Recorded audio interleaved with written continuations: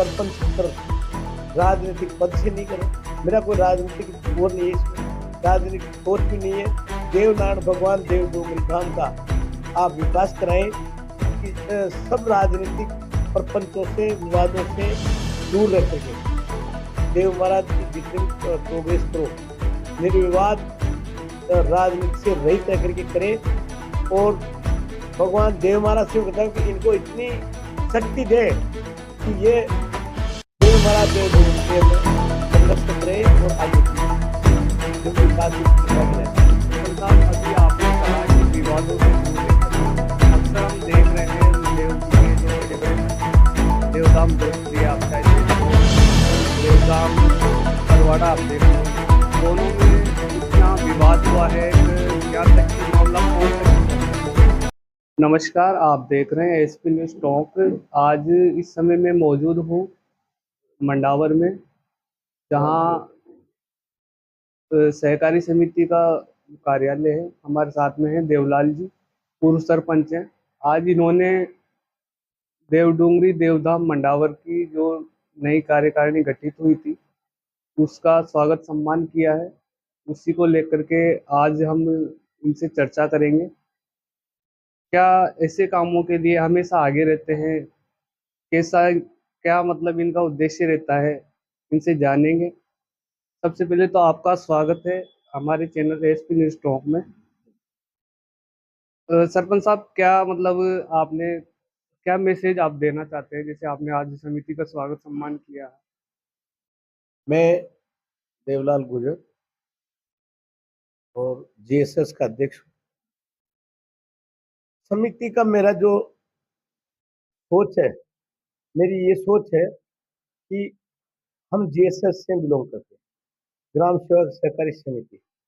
समिति का उद्देश्य है कि इस गांव के जितने भी नागरिक हैं उनका समिति द्वारा विकास करवाना, लोन देना और सभी समूह जो सभी समाज है उनका उनके साथ चल के एक के साथ सब एक के लिए, ये हमारा मेन ध्येय है।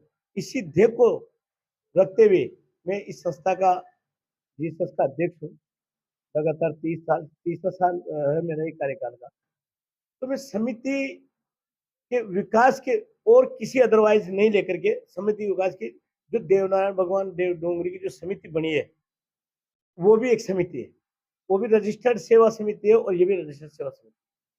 सिर्फ फर्क इतना है कि वो विकास देवस्थान पे करेगी, हम विकास ग्राम स्तर पे करेंगे। तो देवस्थान पे हम चाह रहे भाई नई नई समिति बनी है, नए युवा बने हैं और पूर्व में भी उन्होंने जो पूर्वी समिति थी उन्होंने भी अच्छा काम किया, बहुत ही अच्छा काम किया।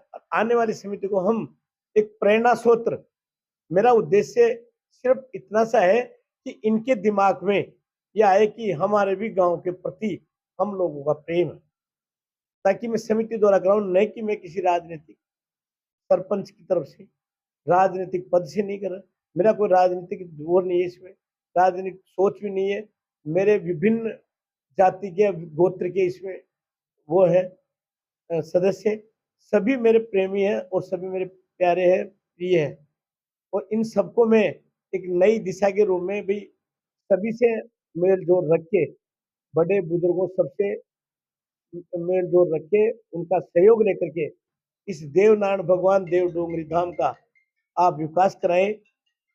सब राजनीतिक प्रपंचों से, विवादों से दूर रह करके हमारा मेन ध्येय ये है आज का। तो हमें चाह रहे कि इनका मनोबल बढ़े कि एक समिति द्वारा हमारा स्वागत समारोह किया। आज इनको बने हुए मैं जिस दिन ये समारोह जिस दिन ये समिति चुनी गई थी उस दिन मैं बाहर था। मैं उसी दिन का था मेरा ये जो समिति द्वारा स्वागत करने का, मगर मैं बाहर था। 2-3 दिन बाद में आया, फिर बाद में हमने इनसे चर्चा की, फिर मैंने कहा 2-5 दिन ऐसे धीरे धीरे करके 10-15 दिन निकल गए। बाकी आज हमने इनका मनोबल बढ़ाया है और सभी समिति के नव निर्वाचित सदस्यों को मेरी तरफ से बहुत बहुत बधाई और नए देवधाम के अग्रणी विकास के लिए इनको आगे की शुभकामनाएं। हम चाहते हैं कि ये सारे मिलकर के 11 की 11 एक दो हमारे पदाधिकारी बाहर गए, कोई बाहर कोई प्रोग्राम हो गया, उनका भी मैं वो आते ही इस समिति में बुला के, ना मेरे घर पे बुलाऊंगा ना मैं किसी उसको बुलाऊंगा, इस समिति द्वारा समिति बुला करके उनका स्वागत किया जाएगा। और मैं इनसे एक हाथ जोड़े कर रहा हूँ कि आप देव महाराज की जितनी भी प्रोग्रेस करो, निर्विवाद राजनीति से रहित रह करके करे।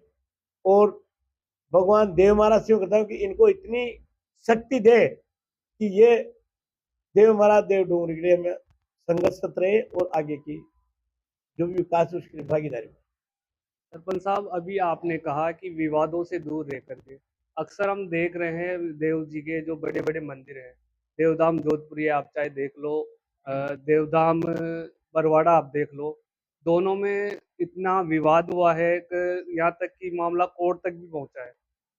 तो अक्सर लोग, जैसे उनको चुना जाता है कार्यकारिणी के लिए, अध्यक्ष पद के लिए या अन्य पदों के लिए, तब जो वादे करते हैं या जिस तरह से वो बात करते हैं, या तो उस फिर उनका क्या रहता है, मतलब कि एकदम से उनका भाव बदल जाता है और वो पद ही नहीं छोड़ना चाहते।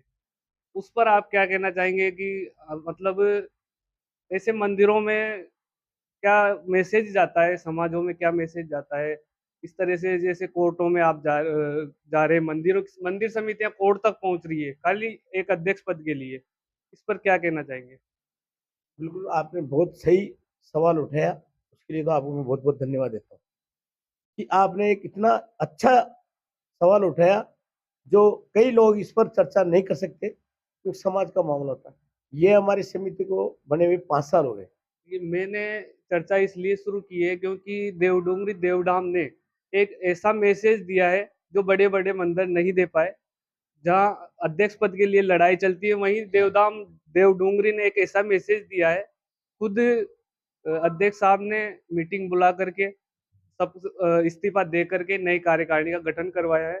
इसी वजह से मैंने आपसे ये पूछा है, इस पर आप एक बार जी, आपका सवाल बिल्कुल अत्यंत आवश्यक है। ये जो समिति बनी हुई इसको 5 साल हो गए, देवनाथ देवधाम। इसमें पूर्व में मैं महामंत्री था और श्रीमान चौतमल जी अध्यक्ष थे। तो हमारा जो ही कार्यकाल हुआ गत वर्ष का, हमने संपूर्ण समिति ने आगे होकर के इस्तीफा दे दिया। गांव के लोगों ने, पंच पटेलों ने नहीं माना। उसमें सबसे अहम रोल था आज जो अध्यक्ष बने हैं उनका। उन्होंने बिल्कुल मना कर दिया कि साहब ये समिति दोबारा रहेगी। मैंने मेरे पद से मैं तो नहीं रहूंगा। उन्होंने क्या, शंकर जी ने क्या बोला कि आप नहीं रहोगे तो समिति दूसरी चुनी जाएगी।